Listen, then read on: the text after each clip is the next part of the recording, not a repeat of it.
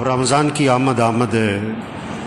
7 باتیں بتائی حضرت محمد صلی اللہ علیہ وسلم نے صحابہ کو رمضان سے متعلق 7 باتیں بتائی۔ یہ 7 باتیں ہر گھر میں اس کے تذکرے ہوں، بچوں کی زبانوں پر، بوڑھوں کی زبانوں پر، مجلسوں میں بیٹھیں، صبح سیر کر رہے ہیں، دوستوں میں بیٹھیں، یہ باتیں کریں۔ یہ 7 باتیں اللہ کے نبی نے صحابہ سے فرمائی رمضان سے پہلے۔ پہلی بات فرمائی کہ دیکھو رمضان کا مہینہ آ رہا ہے، یہ برکت والا مہینہ ہے، برکتیں سمیٹو، برکتیں، گھر بنیں گے برکتوں سے، مسئلے حل ہوں گے برکتوں سے، پریشانیاں ختم ہوں گی برکتوں سے، پیسوں سے نہیں۔ یہ پیسے کمانے کا مہینہ نہیں ہے، پیسے جمع کرنے کا مہینہ نہیں ہے، یہ برکتیں سمیٹنے کا ہے۔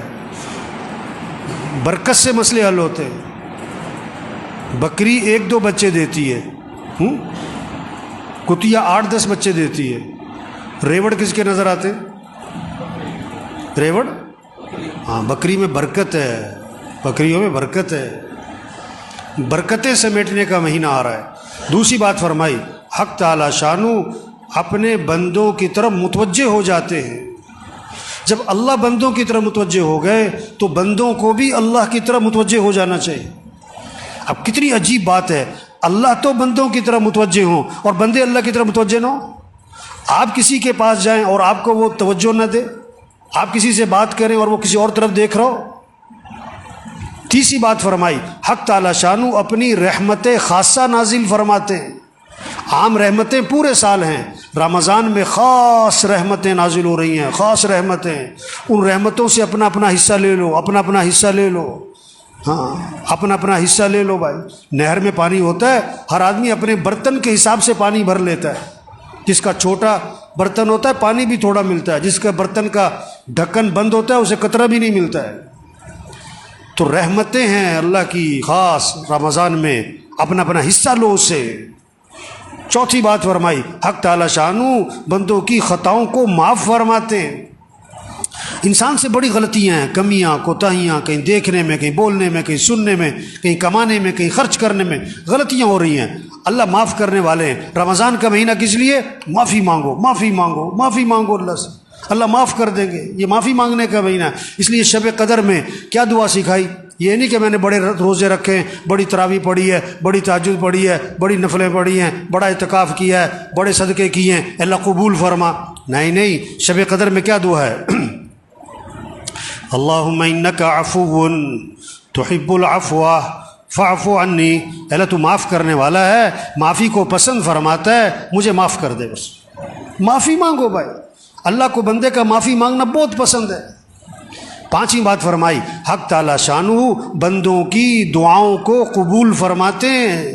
یہ مہینہ کس کا ہے؟ مانگنے کا۔ ہم سب محتاج ہیں، سب کی ضرورتیں، سب کی پریشانیاں، سب کے حالات ہیں، گھریلو مسئلے، کاروباری مسئلے، ملک کے مسئلے، عوام کے مسئلے، حکمرانوں کے مسئلے، مسائل، مسلمانوں کے کتنے حالات پوری دنیا میں۔ اب ان سارے مسئلوں کو حل کرنے والا کون ہے؟ اللہ ہے۔ خوشیاں دینے والا اللہ ہے، پریشانیوں سے بچانے والا اللہ ہے، آئی مصیبتوں کو سے نکالنے والا اللہ ہے۔ تو کس سے مانگو؟ سحری کا وقت کس لیے ہے؟ مانگو اللہ سے، مانگو اللہ سے۔ افطاری کا وقت کس لیے ہے؟ مانگو اللہ سے۔ یہ افطار پارٹیاں نہیں ہونی چاہیے، یہ سب 2 نمبری ہے، کوئی افطار پارٹیاں نہیں بھائی۔ افطاری کرواؤ کن کو؟ جنہیں کوئی نہیں کھلاتا، اور عزت سے کھلاؤ، لائن میں لگوا کے نہیں، سڑکوں پہ جمع کر کے نہیں، عزت سے کھلاؤ لوگوں کو۔ جنہیں کوئی نہیں کھلاتا، جن کے گھر میں کھانے کو نہیں ہے، عزت سے گھروں میں راشن پہنچاؤ اور اپنی سعادت سمجھ کے پہنچاؤ، اور ان کا احسان سمجھو کہ آپ سے لے لیا، اپنا احسان سمجھ کے نہیں، یہ کہہ کر نہیں اگے تو نامی ہوئے، نہیں، عزت سے دو لوگوں کو۔ یہ افطار پارٹیوں کا مہینہ نہیں ہے، یہ تو عدلے کے بدلے ہو رہے ہوتے ہیں۔ اس نے افطاری کی میں بھی افطاری کراؤں، اس نے یہ بنایا تھا میں بھی بناؤں، نہیں۔ افطاری کا وقت کس لیے؟ مانگو اللہ سے، ہر گھر میں فضا بنے۔ مستورات کو سمجھاؤ کہ بھئی افطاری جو ہے نا عصر سے پہلے کر لو جو کرنا ہے، عصر کے بعد قرآن پڑھو، ذکر کرو، افطاری سے 15-20 منٹ پہلے سب دسترخوان بیٹھ کے دعا مانگو، اللہ سے مانگو، اللہ خوش ہوتے۔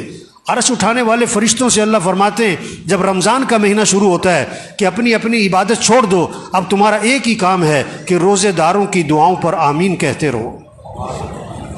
یہ مانگنے کا مہینہ آ رہا ہے، مانگو اللہ سے، مانگو اللہ سے۔ ایک اللہ کی ذات ہے جس سے مانگو تو خوش ہوتا ہے، نہ مانگو تو ناراض ہوتا ہے۔ خزانے بھرے پڑے، وہ سخی ہے، وہ کریم ہے، وہ جواد ہے۔ چھٹی بات فرمائی، حق تعالی شانہ فرشتوں کے سامنے فخر فرماتے ہیں، دیکھو میرے بندے دن میں روزہ رکھتے ہیں، رات کو میرے سامنے قیام کرتے ہیں، رکوع کرتے ہیں، سجدے کرتے ہیں، میرے سامنے ہاتھ پھیلاتے ہیں۔ گرمی ہے روزہ رکھا ہوا ہے، اور دن لمبا ہے روزہ رکھا ہوا ہے، بھوک لگی ہوئی ہے روزہ رکھا ہوا ہے، کھانا سامنے پانی سامنے نہیں پیتا ہے، کوئی دیکھ نہیں رہا، میرا ڈر ہے۔ اللہ بندو فرشتوں کے سامنے فخر فرماتے ہیں، دیکھو میرے بندے روزے رکھ رہے ہیں، میرے سامنے رات کو قیام کرتے ہیں۔ ساتویں بات فرمائی، حق تعالی شانہ تمہارے تنافس کو دیکھتے ہیں رمضان میں، نیکیوں میں ایک دوسرے سے آگے بڑھنا۔ یہ کہتے ہیں نا سیزن آ رہا ہے، تو دین داروں کا، ایمان والوں کا رمضان کیا آ رہا ہے؟ یہ نیکیوں کا سیزن، قرآن کا سیزن۔ یہ رمضان اور قرآن اس کی خاص مناسبت ہے۔ جبریل علیہ السلام رمضان شریف میں آتے تھے حضور صلی اللہ علیہ وسلم کے پاس، اور قرآن کا دور فرماتے تھے۔ ہمارے گھروں میں فضا بنے، بچے بچیاں مقابلہ ہو، اتنے سپارے پڑھے میں اتنے پڑھوں، اتنے نفل پڑھے میں اتنے پڑھوں، اس نے اتنی تسبیح کری میں اتنی تسبیح کروں۔ یہ رمضان تنافس، نیکیوں میں ایک دوسرے سے آگے بڑھو۔ یہ پیسہ کمانے کا نہیں، یہ بازاروں کا نہیں، یہ موبائل کا نہیں۔ یہ رمضان کے مہینے میں موبائل بند کرو، موبائل بند کریں، ٹی وی بند کریں، ٹی وی بند کریں۔ یہ ٹی وی کا نہیں ہے، موبائل کا نہیں ہے، سیر سپاٹوں کا نہیں ہے، کھیل تماشوں کا نہیں ہے، فنکشنوں کا، تقریبات کا نہیں ہے، افطار پارٹیوں کا نہیں ہے۔ یہ اعمال کا مہینہ، اعمال کا مہینہ۔ یہ 7 باتیں فرما کر حضور صلی اللہ علیہ وسلم نے فرمایا، سخت لہجہ ہو گیا آپ کا، آپ کی الفاظ میں شدت آ گئی، سختی آ گئی۔